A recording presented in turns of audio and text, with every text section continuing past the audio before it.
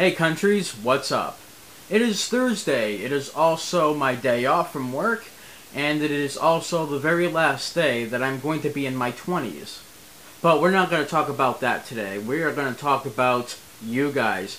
Or pretty much, I'm going to respond to, you. I mean, of course.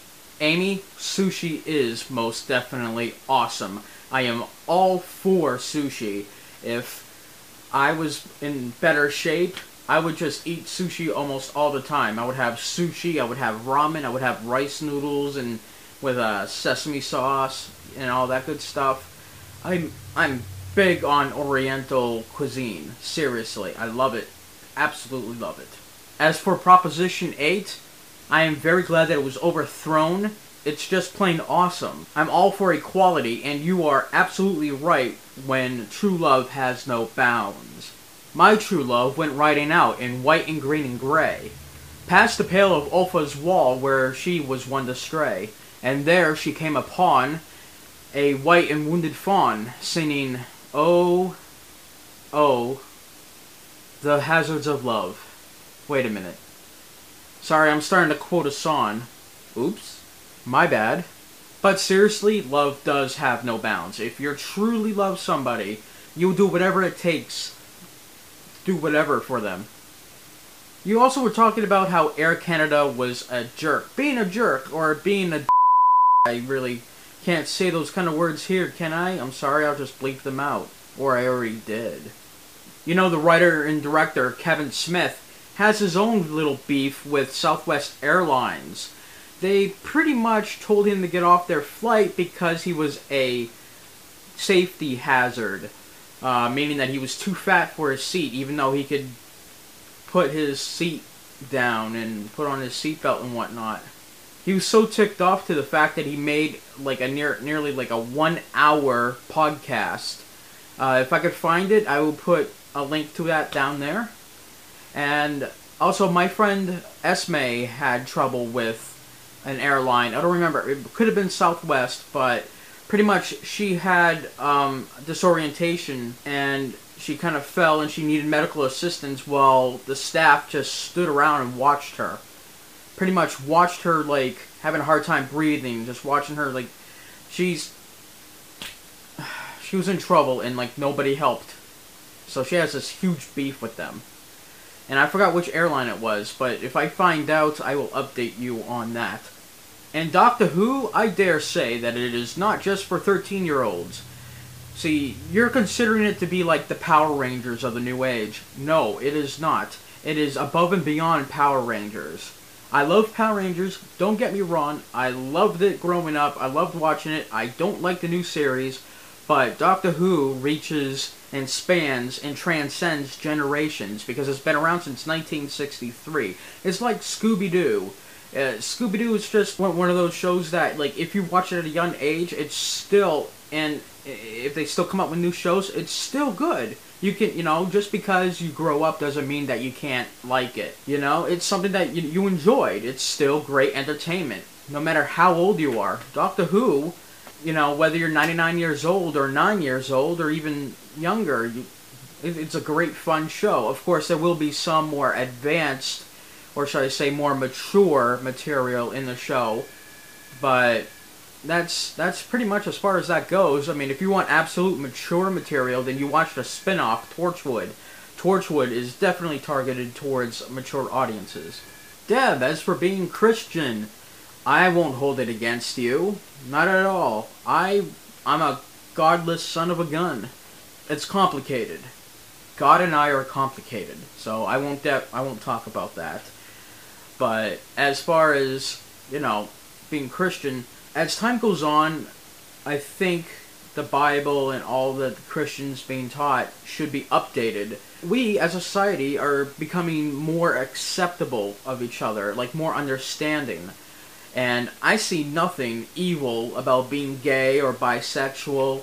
We feel how we feel. God let us be sentient beings. And according to the Bible, as long as we obey the 10 Commandments, we're good with Him, amongst other things. If someone who's homosexual grows up having physical and emotional attachments to members of the same sex, who are we to stop them from feeling that way? You know, who are we to tell them, oh, you can't do that, that's evil, because it's a different point of view. We don't feel what they feel.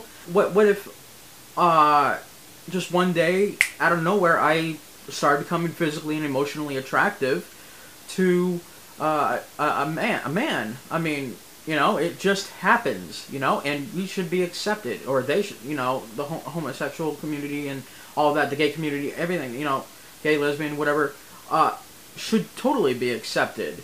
I don't have, you know, first-hand experience. I don't think it's really by choice. I think it, you know, it happens to them, and because of that, it becomes part of who they are. Therefore, they choose to be themselves, because we are sentient beings. We should, you know what? Okay, all right. Now this is getting a real serious discussion here. Segue. As far as emailing you the songs that I want to learn chords to, I'm sorry I didn't email you. I was going to do the video response thing, like, right here.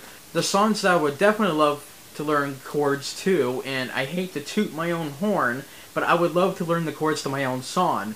Now, I know that sounds funny considering, you know, I wrote it, but I didn't compose it. Stewart Rogers, or Stews on YouTube, composed the music, and he sang it with such awesomeness.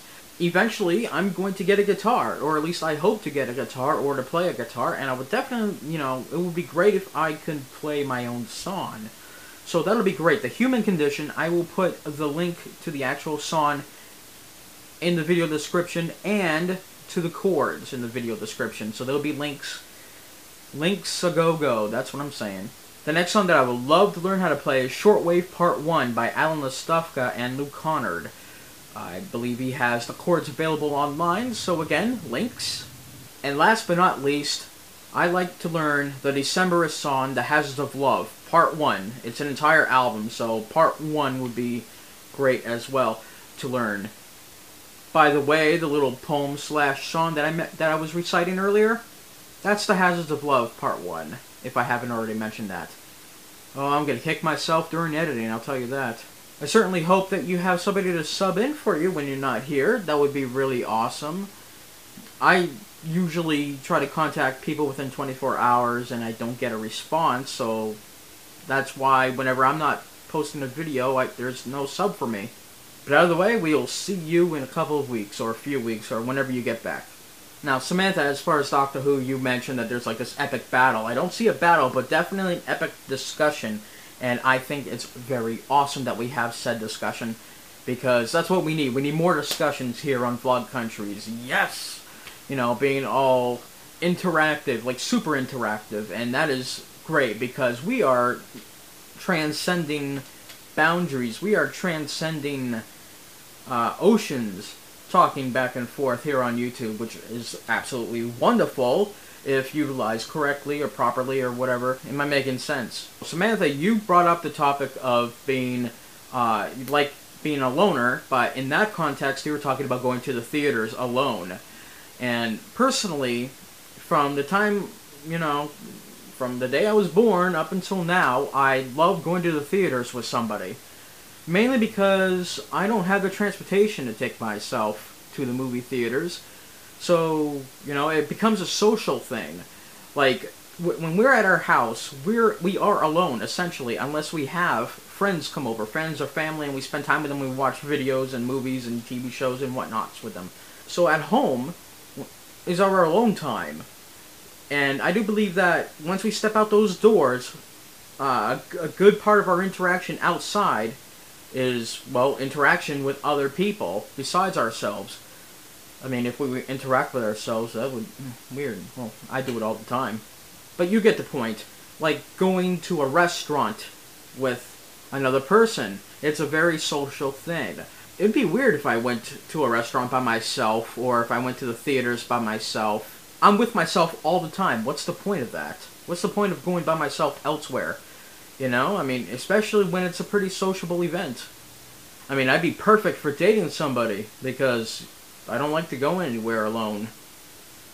And I think that's my problem. But anyway, that's my discussion for everybody here today. I will be working on the intros soon enough, the new intros for everybody. The problem is I want to make sure that we have a nice steady cast here before I make a permanent video intro, because at that point I will have to change it all the time. And so I'm going to try to make a universal one for everybody. That'll be great. That'll be very easy on my editing hand, because all it is, you know, point, click, drag, click, cut, drag, click, click. So you guys take care, and Amy, hopefully I will see you tomorrow.